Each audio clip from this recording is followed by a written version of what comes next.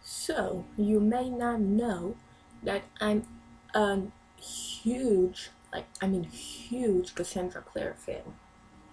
Some of you might know if you watch my other videos. I have one for City of Bones. I haven't had time to do for the other ones as of yet. I'm probably gonna reread them before the movie is released during the summer in Romanian. Apparently they have it in my home country and I'm going there this summer. So I'm gonna be rereading them in another language, hoping that the translation doesn't suck like the Hunger Games translation. Ugh. Anyway, and I'm also a big fan of the Infernal Devices.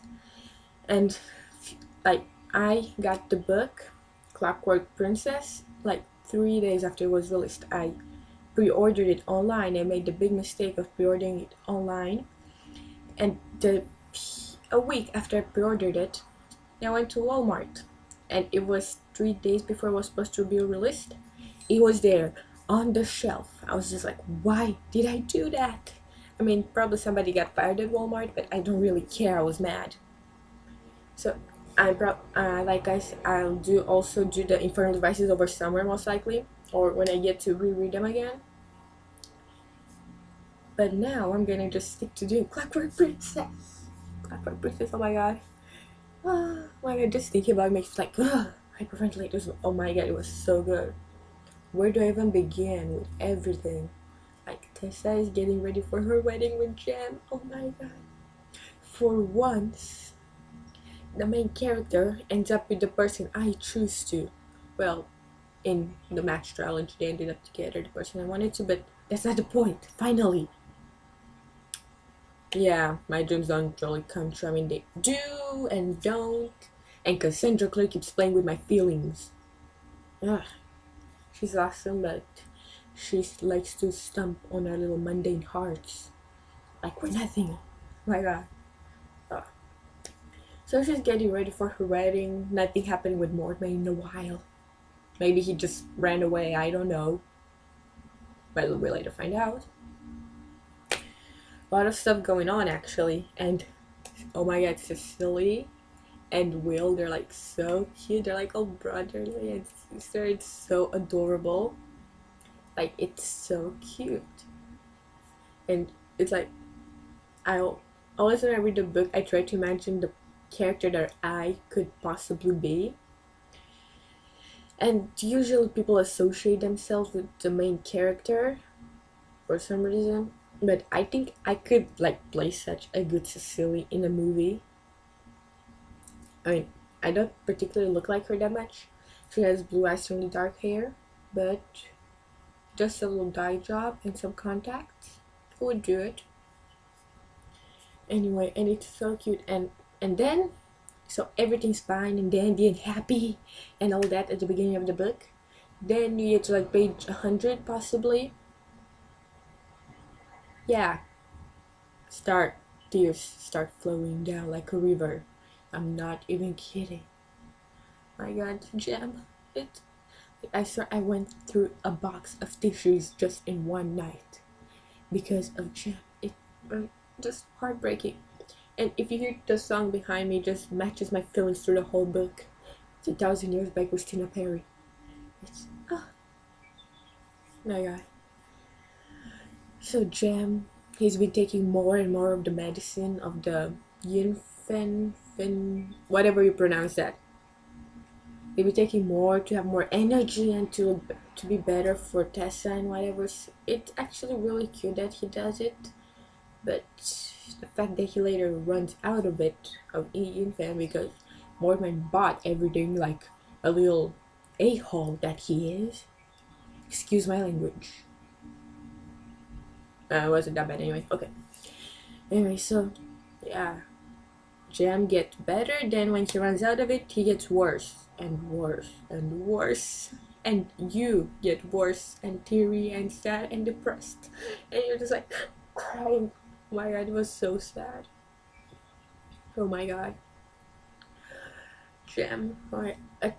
And when he dies, with the way Will describes it, how the connection like cuts between him and Jam, it like broke my heart.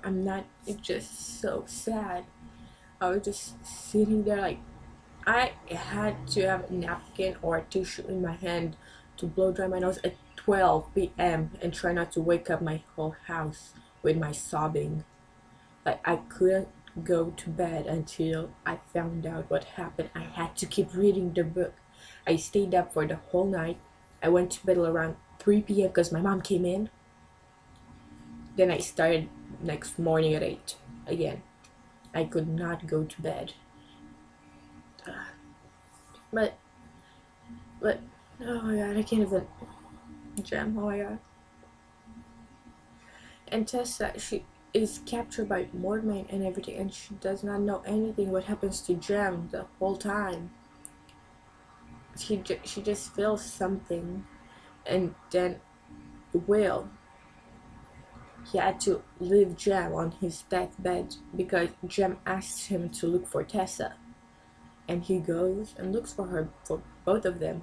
Oh, Gem also finds out that he's in love with her, so that's why he like trusts him even more, which to me is so stupid. Like, in most stupid romance books that I read, not stupid, I like them, but they're stupid because like the guys, even though they're friends, they're fighting over a girl and they like become like whatever.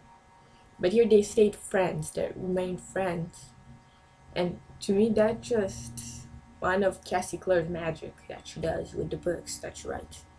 It was just amazing. Like, I could not believe it. It was just heartbreaking. How Jim was willing to give up his life for Tessa and let Will have her anyway.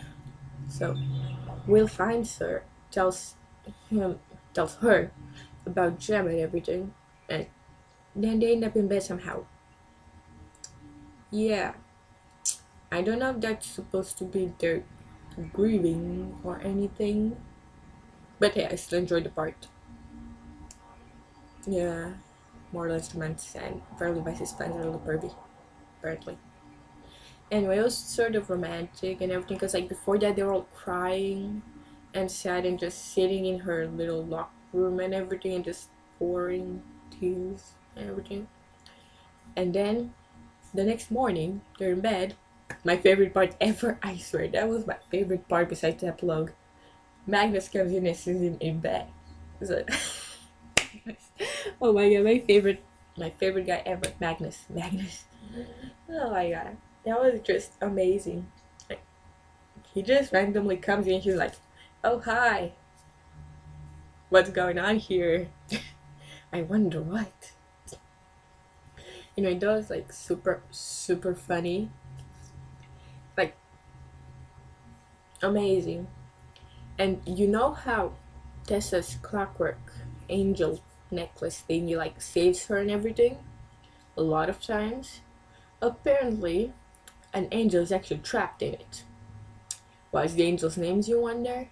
Ithuriel. Sound familiar? It should. It's the same angel that Valentine kept locked in the manor that we discovered in the City of Glass.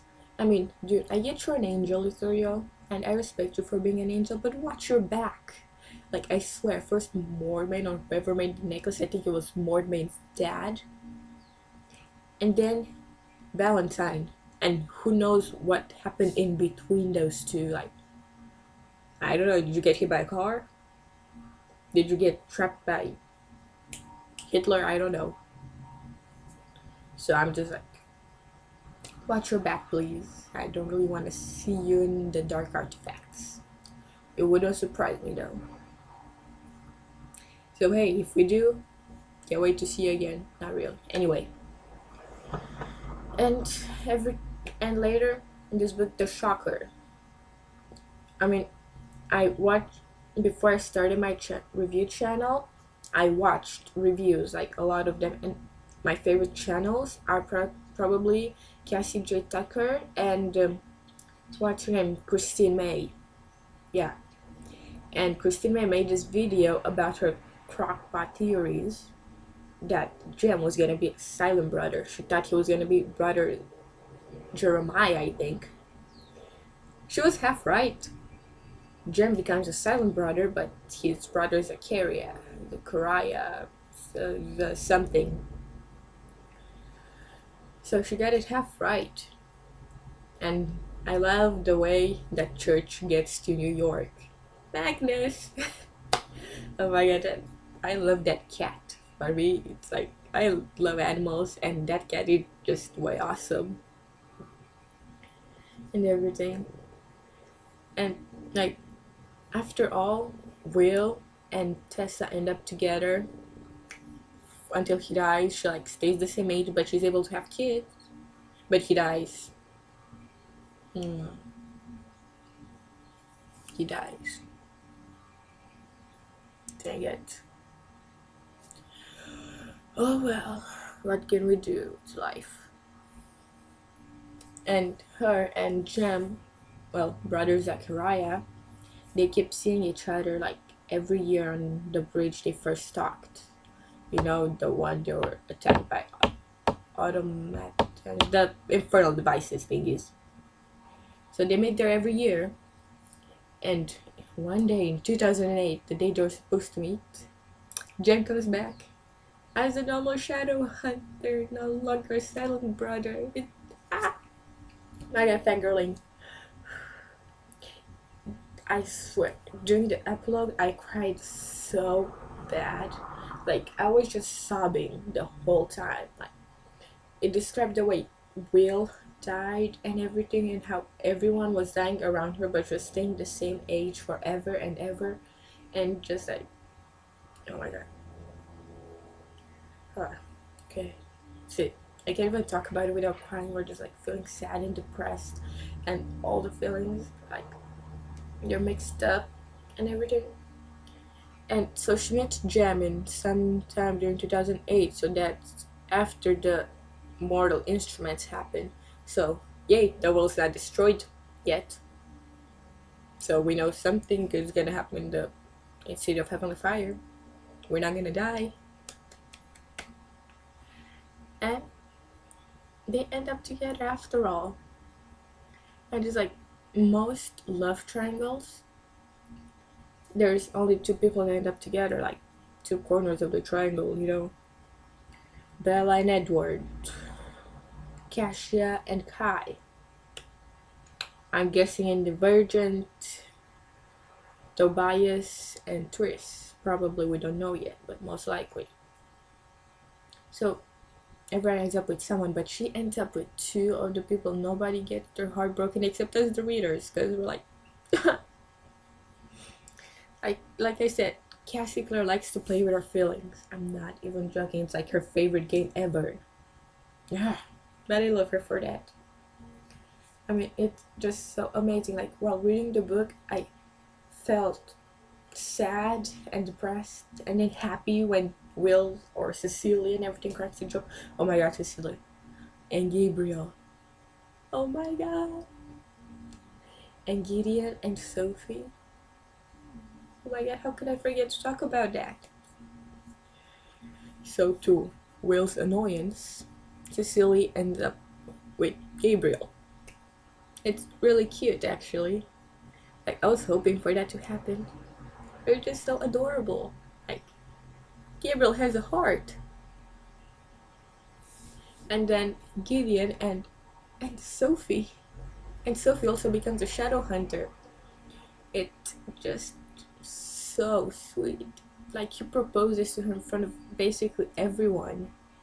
It just so cute. I mean, I knew that Gideon was like the nice one of them, of the Lightwoods and everything, but that just reaches another level of cuteness for me.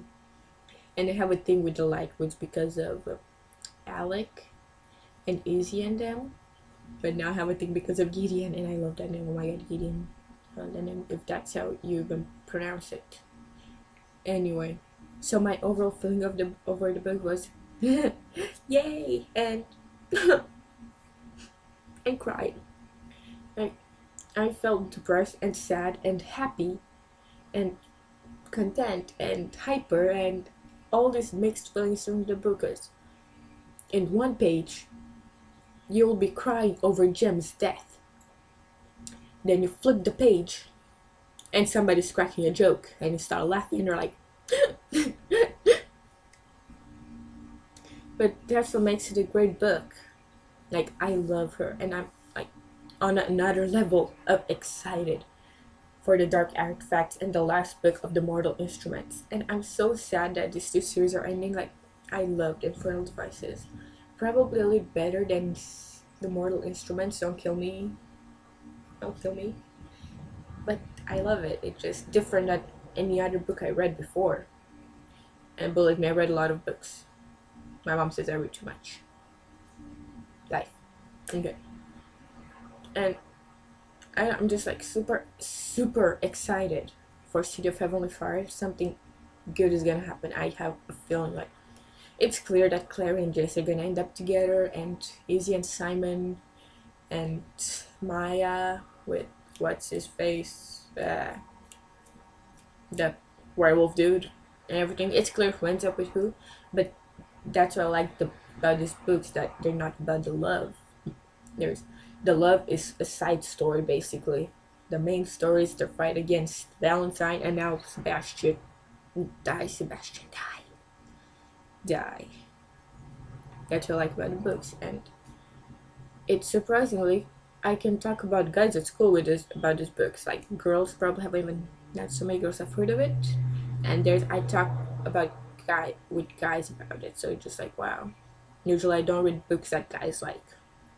I read Nicholas Sparks, so big difference there.